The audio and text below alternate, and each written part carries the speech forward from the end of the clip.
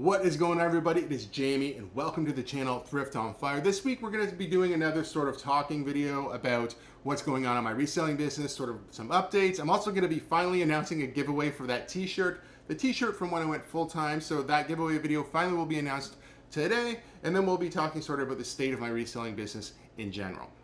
All right, so let's kick it off here with something fun. So I've entered the ULR from the video. We're going to fetch all the comments. Anything goes in this particular for this particular raffle. Here we go. We're gonna pick a winner.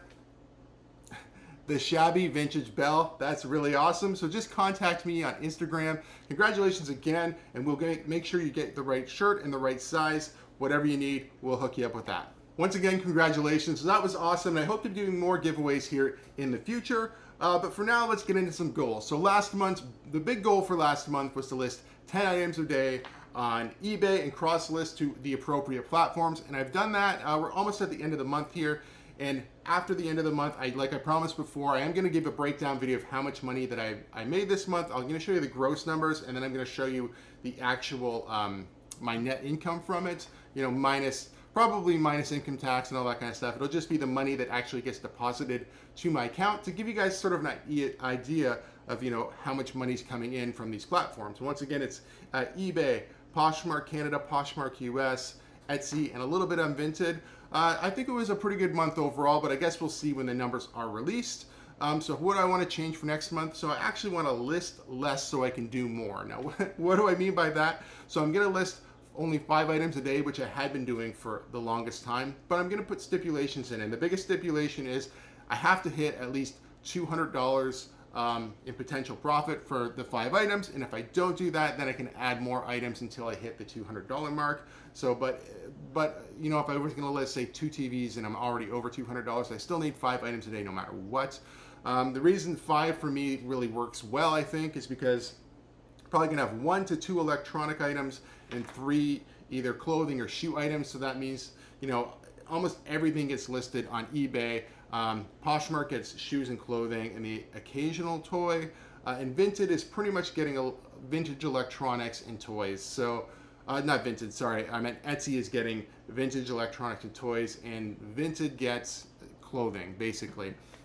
So, I won't be listing as much on those, but what I plan on doing is delisting and relisting. So I'm just going to be going through my inventory, making sure things are priced right again, and I'm also might be cross-listing to Depop. I have a Depop account. I've been trying to work it in, and I just haven't been able to do it. But I thought if I go through my inventory one last time, I can sort of, you know, not only can I sell similar to sort of, you know, stimulate my closets or my eBay store, but I can also sort of weed out some stuff again that maybe shouldn't be there or is priced wrong.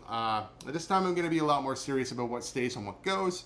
And I'm also going to, like I said, cross list to, I think, Depop. I'm at least going to try clothing and shoes there. I hear good things. I think I've listed some stuff on there and then sort of like backed it all out and decided I didn't want to do it.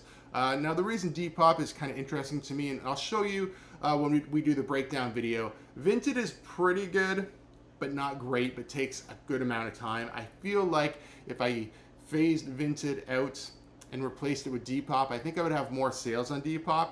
And now that I can ship into the US way cheaper, what I'm thinking about doing is actually setting it up like a US account. So I'd be shipping technically from the States from my PO box over there. So I would be a US seller on Depop. So that's sort of what I'm thinking about doing. I have to obviously get everything in line before the beginning of the month so I can start that and relook at my account again to make sure how it's set up can be changed. I would think so. I would think they would allow you to do a move. You can sell in Canada and US on that one. It's sort of like eBay. I don't think it really matters where you live. Where on Poshmark, if you live in Canada, you're supposed to sell on the Canadian site, and if you live in the US, you sell on the US site. There are ways around that, but you know, it is basically location specific, where I don't think Depop is. So I think that's a really good thing to do. Now, as far as cutting the fat for next month, I think it's pretty simple, and it goes along with the new listing goals. Like I said before, it's just not listing, you know, if I'm gonna list cassette tapes or toys that are $10 to $15, I need to lot them up, or I need to be willing to list a lot more of them. This morning I listed maybe 4 cassette tapes that'll be listed over the next couple days, so like two 2 tomorrow, 2 the next, or 2 the day after that, whatever, as part of the 10 that still have to go for the month. And it's sort of like filler to hit my 10 number. And I don't really want to do that. I'd rather lot up maybe, if they're the Beatles cassette tapes, maybe I lot up 5 of the ones that I have and sell them together for like 40 or 50 bucks. That seems like a better idea. But they do sell, and when I look back through my sales, the cheap stuff does sell quick. It just doesn't sell for a lot of money. You're gonna making like $5, $6, $7, but then you think you're still into it, the packaging. If you're using stamps, you're taking a risk of maybe they say buyer didn't get it, whatever. You don't have tracking. There are ways around that too, but it's a lot to worry about for a little bit of reward. So this is something I've had for quite a long time, and I'm trying to remember where I picked it up. I'm gonna say I've had this for a year or better. It might even have been on a video.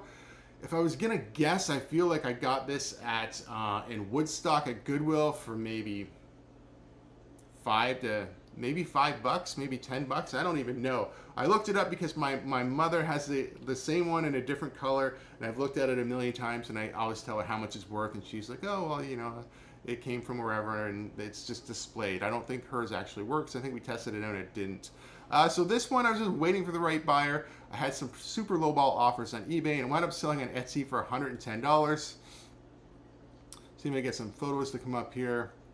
It's just a little transistor radio.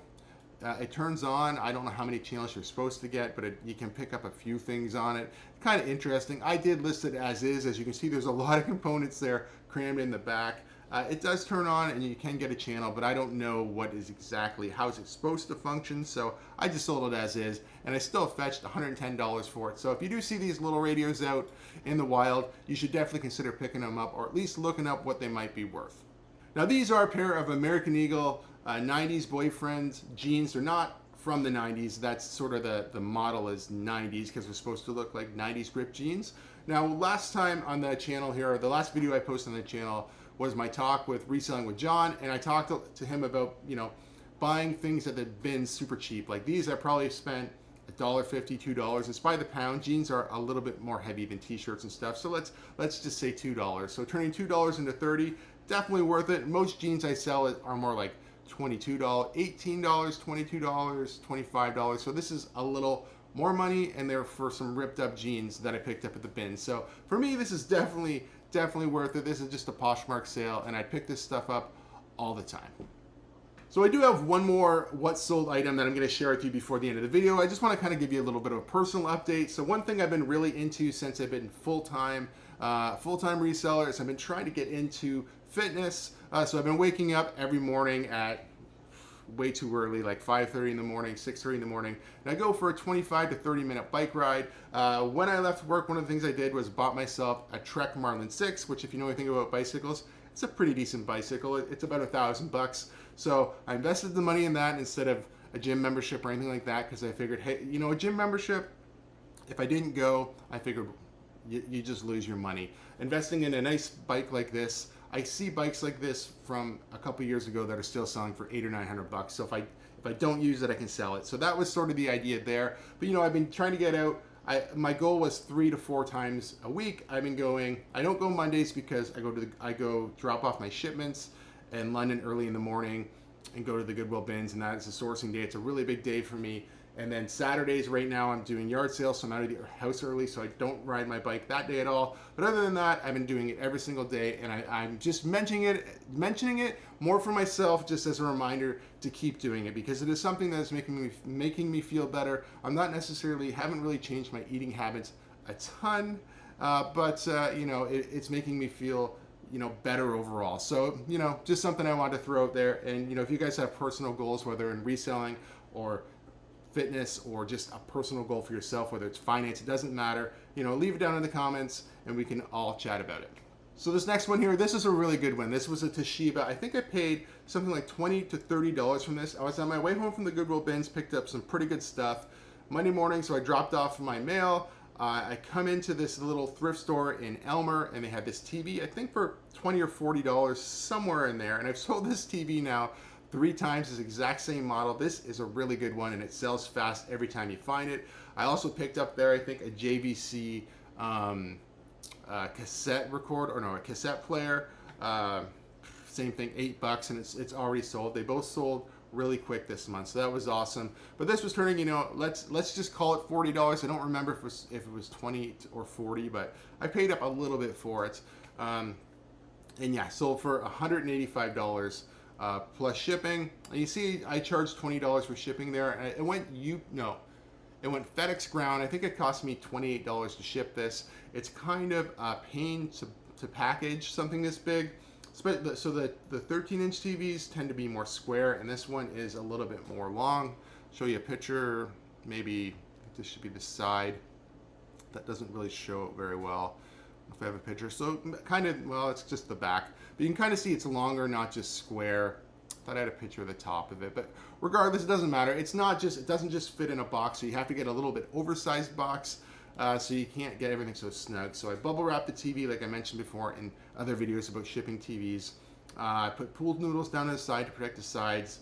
Bubble wrap on both layers. This one I did not double box. It's one of the first ones I haven't double boxed in a while. I didn't feel like I needed it with the way that I packed it. So hopefully it gets there safe, and I can find more TVs like this. And if you're wondering what the model is here, it's the 14AF 4214, and you find the model number right there on the back, right there. So you can see just off to the side there, model number 14AF42. If you happen to find this TV, definitely pick it up if you're not afraid to ship something this big, because it will sell for really good money really fast.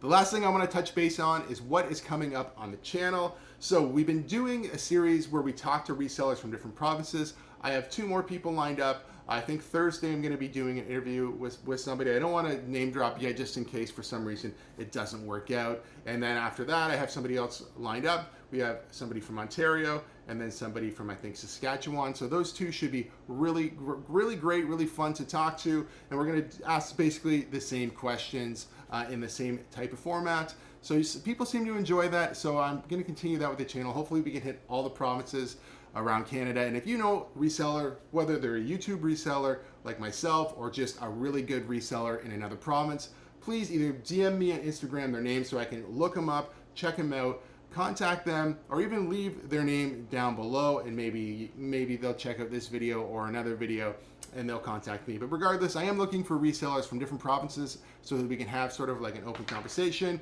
about, the differences in Canada. And I think it would be a really good, interesting conversation to go back and look at all the differences once we complete all the provinces. Well, thank you guys so much for watching. I know this video is a little bit different from what I normally do, and I plan on doing some more of these type of videos on the channel just to add some extra content.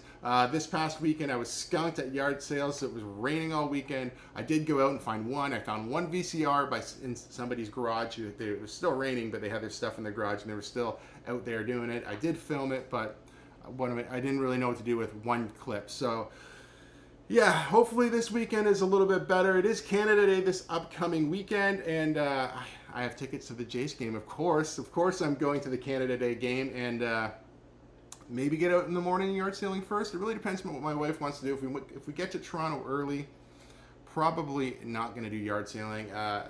If it's a nice Friday, maybe I'll get out Friday and do some sourcing.